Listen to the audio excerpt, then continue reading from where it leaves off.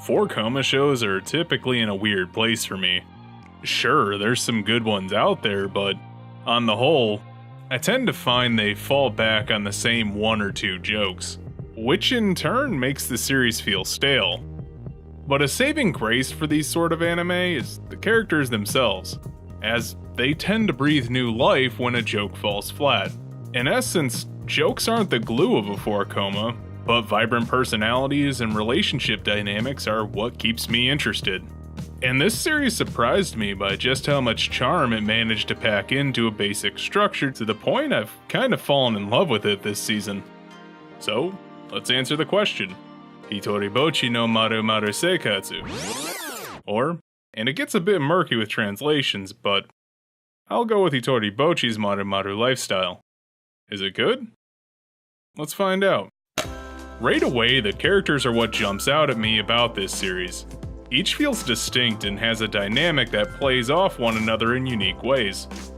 How Nako interacts with Bocchi is completely different from how she interacts with Haru.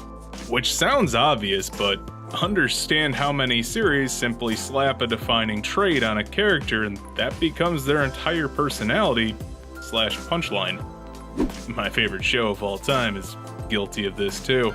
Bocchi, being the central character who's socially awkward and naive to a fault, makes her relatable since even though things work out for her, she still stumbles through them. Nako's tough girl demeanor contrasts with her otherwise gentle personality, which leads to some varying levels of misunderstanding, though thankfully it's not her only running gag, as she often finds herself as the straight man to Bocchi's cringy antics. Then we get to Haru, a typical perfect student on the surface, with a massive misfortune streak perpetually making her the butt of the joke.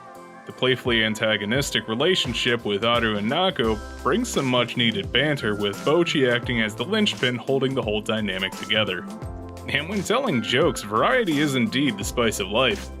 I was pleasantly surprised to see the jokes used in this series ranged from sight gags, running gags, a smidge of cringe comedy, and the classic Tsukomi routine. All within the first episode, telling me that at least I wouldn't be bored with the humor. Comedy classics all around. Well, except for the addition of character names being puns. The mangaka can go fuck themselves for that one.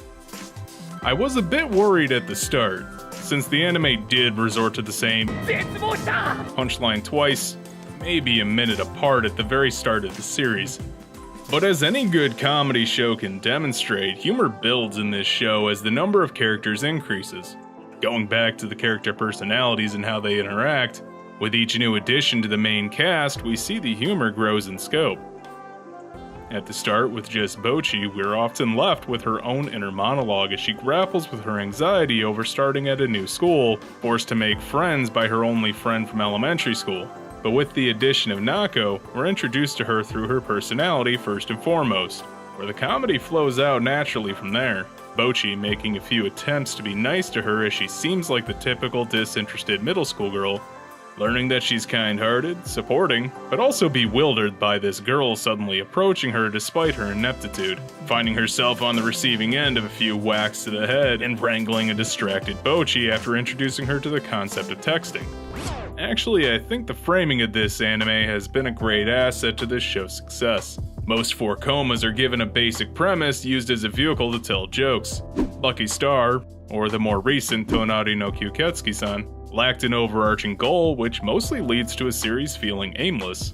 That's not a bad thing. It's slice of life, sure, but just because a show is about daily life doesn't mean it can't have an endpoint to work towards for some narrative structure. And this show has that.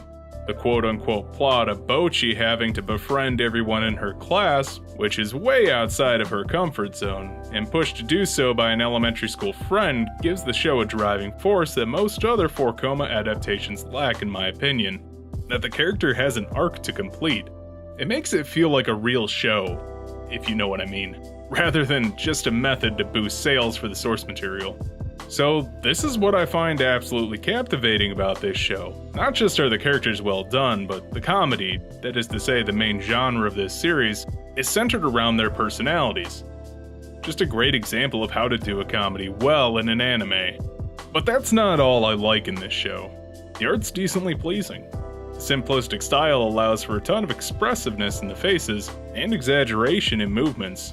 It lets you see things like Aru headbutting Nako and not feel out of place with its cartoonishness. But as a hidden benefit, it allows, in general, for the animation to be more fluid, feeling alive with the characters having smooth, subtle movements that adds to the cute design.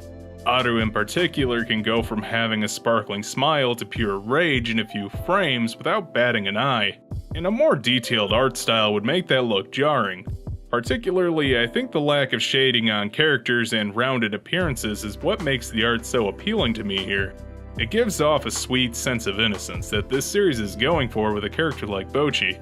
Characters in the background have distinct designs and even the makings of personality, showing the writer and animators cared about making the show feel alive by having a classroom populated with unique models. Like, this girl with the blindfold hasn't been formally introduced yet, but from her actions and brief few lines, we know she's a fun-loving jokester. Small touches like that go a long way. So, is Hitori Bocchi no Maru Maru Seikatsu good? I'd say it is. It's a neat little package that keeps me coming back each week. So if you're looking for an anime that's decently funny with at least one style of humor guaranteed to cater to everyone, some solid animation, and a relatable, lovable cast that'll make you feel less awful for 20 minutes a week, give this one a shot, because I know I've definitely been enjoying it. Hey, you made it to the end of the video. Don't forget to like, comment, subscribe, and do all the other YouTube stuff, because that really helps me out. Thanks for watching.